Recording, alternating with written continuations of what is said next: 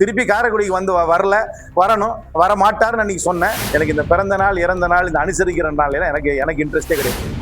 அதை அப்படி சொல்லி ஆசை காட்டுறாங்க டிஎம்கேக்கு. 2029 சட்டமன்ற தேர்தல் வந்துடும். ஆனா அந்த பாதையில டிஎம்கே போச்சுன்னா நான் திருப்பி சொல்றேன், இந்த தேர்தலில் வந்த முடிவுகளோட இன்னும் மோசமான முடிவுகள் தான் வரும். அவங்களுக்கு எந்த விதமான புது எம்எல்ஏயும் தேவையில்லை. யாரும் ராஜினாமா பண்ணிட்டு வந்து அவங்க கூட சேரணும்னு அவசியமும் கிடையாது. கஸ்டோடியல் டெத்துக்கு வந்து எல்லா கவர்மெண்ட்லயும் கஸ்டோடியல் டெத் நடக்குது. இதுக்கு காரணம் வந்து அரசாங்கம் கிடையாது. மக்களை அடக்க வேண்டும், ஒடுக்க வேண்டும் என்ற மனப்பான்மையோடு போலீஸ் இன்னும் செயல்படுது. திராவிட முன்னேற்ற கழகம் இதே நிலையில தான் கடந்த பாராளுமன்ற தொடரில் இருந்தாங்க. இப்போ அவங்க என்ன நிலையில இருக்கிறாங்க எனக்கு தெரியல. ஆனா பாஜக கிட்ட இருந்து அழுத்தம் வருகிறது என்று எங்களுக்கு பல செய்தி வருது. என்னுடைய அண்டர்ஸ்டாண்டிங் என்னன்னா, பாஜக அவங்க கூட ஒரு பேச்சுவார்த்தை துவக்கிட்டாங்க.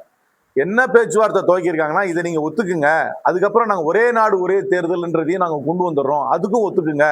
அதை அப்படி சொல்லி ஆசை காட்டுறாங்க டிஎம்கேக்கு. 2029 சட்டமன்ற தேர்தல் வந்துடும், நீங்க ஒன்னும் 5 வருஷம் வெயிட் பண்ண வேண்டாம். ஆனா அந்த பாதையில டிஎம்கே போச்சுன்னா நான் திருப்பி சொல்றேன், இந்த தேர்தலில் வந்த முடிவுகளோட இன்னும் மோசமான முடிவுகள் தான் வரும் வருகின்ற தேர்தலில். அந்த நிலையை திராவிட முன்னேற்ற கழகம் எடுத்தார்கள் என்றால் வருகின்ற தேர்தலிலே அவர்களுக்கு இந்த தேர்தலில் கிடைத்த நிலையை விட இன்னும் மோசமான நிலை தான் வரும். ஏன்னா இங்க வந்து தமிழ்நாட்டில் வந்து தாவேகா கூட்டணி வலுவாக இருக்கிறது. தமிழ்நாட்டில் தாவேகா கூட இருக்கின்ற கட்சிகள் காங்கிரஸ் கட்சி, கம்யூனிஸ்ட், விடுதலை சிறுத்தை, இந்தியன் முஸ்லீம் எல்லாம் ஒரு கருத்தோடு இருக்கிறோம். இந்த விஷயத்துல திராவிட முன்னேற்ற கழகம் இதுல வந்து தங்களுடைய நிலையை மாற்றி கொண்டார்கள் என்றால் விபரீதங்கள் அவர்களுக்கு அதிகமாக இருக்கு. என்னை பொறுத்த வரைக்கும் தாவேகாவுக்கு நல்ல மெஜாரிட்டி இருக்கு. 107 சீட்டு அவங்க கிட்டே இருக்கு.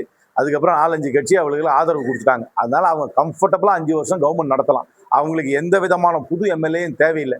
யாரும் ராஜினாமா பண்ணிட்டு வந்து அவங்க கூட சேரணும்னு அவசியமும் கிடையாது. அதனால அவங்க கம்ஃபர்டபுளா கான்பிடண்டா 5 வருஷம் நடத்தலாம். அவங்கள விட்டுட்டு யாரும் போறதுல அவங்க கூட யாரையும் சேர்த்துக்கணும்னு அவசியமும் இல்லை. என்னை பொறுத்த வரைக்கும் அந்த தொகுதி மக்களுக்கு நடக்கின்ற தேவையில்லாத ஒரு சர்ச்சை தான் இது. என்னை பொறுத்த வரைக்கும் இந்த ராஜினாமா பண்ணி அவங்களெல்லாம் வந்து இன்னொரு கட்சியில சேர்த்து திருப்பி அவர்களை இடைத்தேர்தலை சந்திக்க வைக்க வேண்டியது என்னை பொறுத்த வரைக்கும் தவிர்க்க வேண்டிய விஷயம். இதை நான் ஏற்றுக்கொள்ளேன். ஜவஹர்லால் நேரு பேரை எல்லாத்துல இருந்து மாத்தணும்னு அவங்களுக்கு ஒரு ஆசை. நேரு யுவகேந்திரா பேரையும் மாத்திட்டாங்க. ஆனா அந்த ஸ்கூல் நடத்துறதுல தப்பு கிடையாது. ஆனா என்ன எனக்கு அச்சம்னா, அங்க வந்து தமிழ் கத்துக் கொடுப்பாங்களா இல்லையான்னு ஒரு கேள்விக்குறியா இருக்கு. என்ன சொல்லுவாங்கன்னா, நாங்க தமிழ் கத்துக் கொடுக்கலான்னு இருக்கோம், ஆனா எங்களுக்கு தமிழ் கத்துக் கொடுக்க ஸ்டாஃப் கிடையாது, சென்ட்ரல் கவர்மெண்ட் ஸ்டாஃப் கிடையாதுன்னு சொல்லி வெறும் இந்தியை மட்டும் கத்துக் கொடுப்பாங்க. அது எனக்கு பயம். அதுக்கப்புறம் என்ன சொல்லுவாங்கன்னா, நாங்க வந்து ஃபண்டு ரிலீஸ் பண்ணோம்னா நீங்க எல்லா ஸ்கூல்லயும் 3 மொழி கொள்கையை கொண்டு வரணும் அப்படின்றதா கண்டிஷன் போடுவாங்க. ஸ்டேட் கவர்மெண்ட் நடத்துற ஸ்கூல்லயும் நீ 3 மொழி கொள்கை NEP ஒத்துக்கிட்டா தான் உங்களுக்கு நான் ஃபண்டு கொடுப்பேன்னு சொல்லுவாங்கன்னு எனக்கு அச்சமா இருக்கு. அதனால இதை வந்து ஜாக்கிரதையா தான் அணுக வேண்டும்.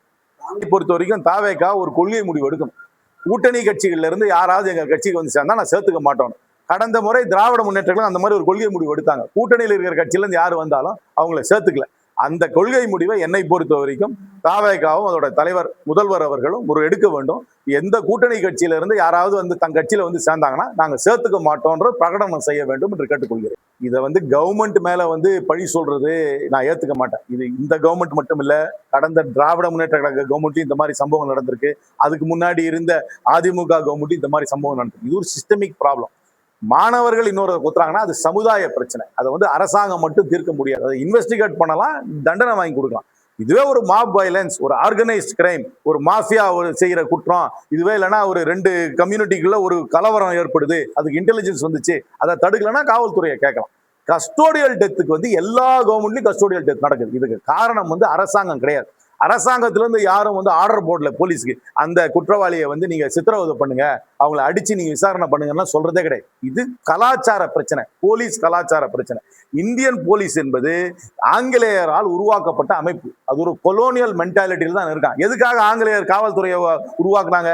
இந்தியர்களை ஒடுக்க வேண்டும், அடக்க வேண்டும், அந்த பூட்ஸ் காலால மிதிச்சு அவர்களை அடக்க வேண்டும் என்பதற்காக உருவாக்கப்பட்ட இயக்கம் தான் இந்தியன் போலீஸ். அதே மைண்ட் செட்ல தான் இன்னும் அந்த போலீஸ் நடந்துட்டு இருக்கு. மக்களை அடக்க வேண்டும், ஒடுக்க வேண்டும் என்ற மனப்பான்மையோடு போலீஸ் இன்னும் செயல்படுது. அது மாற வேண்டும் என்றால் டிஜிபியில இருந்து கான்ஸ்டபிள் வரைக்கும் எல்லாரையும் ரீஓரியன்டேஷன் அனுப்பணும், ரீட்ரைனிங் அனுப்பணும், கவுன்சிலிங் கொடுக்கணும், சைக்கலாஜிக்கல் ட்ரைனிங் கொடுக்கணும், ஒரு ஆட்டிடியூடே மாற்றணும். இது வந்து இந்த அரசாங்கத்துடைய தப்போ, கடந்த அரசாங்கத்துடைய தப்போ, அதற்கு முன்பாக இருந்த அரசாங்கத்துடைய தப்போன்னு சொல்ல மாட்டேன்.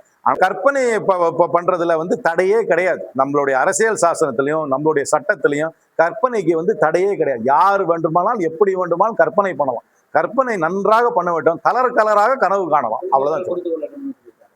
அதான் நான் புரிஞ்சுக்கிறேன், நல்லாவே புரிஞ்சுக்கிறேன். கற்பனைக்கு எல்லை இல்லை என்பதை நான் நன்றாக புரிந்து கொள்கிறேன்.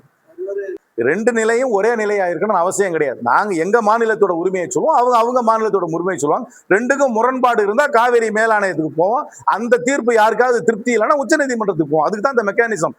தேசிய கட்சியா இருக்கிறதுனால எல்லா ரீஜனல் இஷ்யூலையும் ஒரே நிலை எடுக்கணும்னு அவசியம் கிடையாது. நமக்கு இலங்கை தமிழர் பத்தி நமக்கு ஒரு நிலை இருக்கும். காஷ்மீர்ல இருக்கிற காங்கிரஸ் அதை பத்தி யோசிக்க கூட மாட்டாங்க.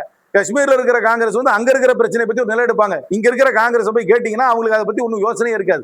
அதனால தேசிய கட்சியா இருக்கிறதுனால எல்லா ரீஜனல் இஷ்யூலையும் ஒரே பாயிண்ட் தான் எடுக்கணும்ன்றது அவசியம் கிடையாது. என்னுடைய ஃபோக்கஸ் என்ன, ஒரு நாளைக்கு 10,000 பேர் இந்தியாவில் நாய் கடிப்படுறாங்க. ஒரு மாவட்டத்தில் மாசத்துக்கு 2,000 பேர் நாய் கடிப்படுறாங்க. அது 1000 குறையுமா?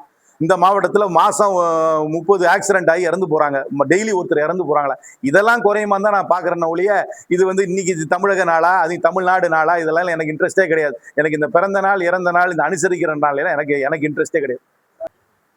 அவர் ஏதாவது அவருக்கே தெரியும், தனியா பேட்டிங் பண்ணி எவ்வளவுதான் நாள் தான் அவர் தோத்து போவாரு. எங்கேயா போய் யாரு கூட அது சேர்ந்து பேட்டிங் பண்ணணும்னு ஆசைப்பட்டா தான் அவருக்கு ஒரு பிராக்டிக்கல் பாலிடிக்ஸ் வரும். அவருக்கு என்னுடைய நல்வாழ்த்துக்கள். திருப்பி காரைக்குடிக்கு வரணும், வர மாட்டாருன்னு அன்னைக்கு சொன்னேன். என்ன அது இன்னைக்கு வரைக்கும் வரல அவரு. அவ்வளவுதான்.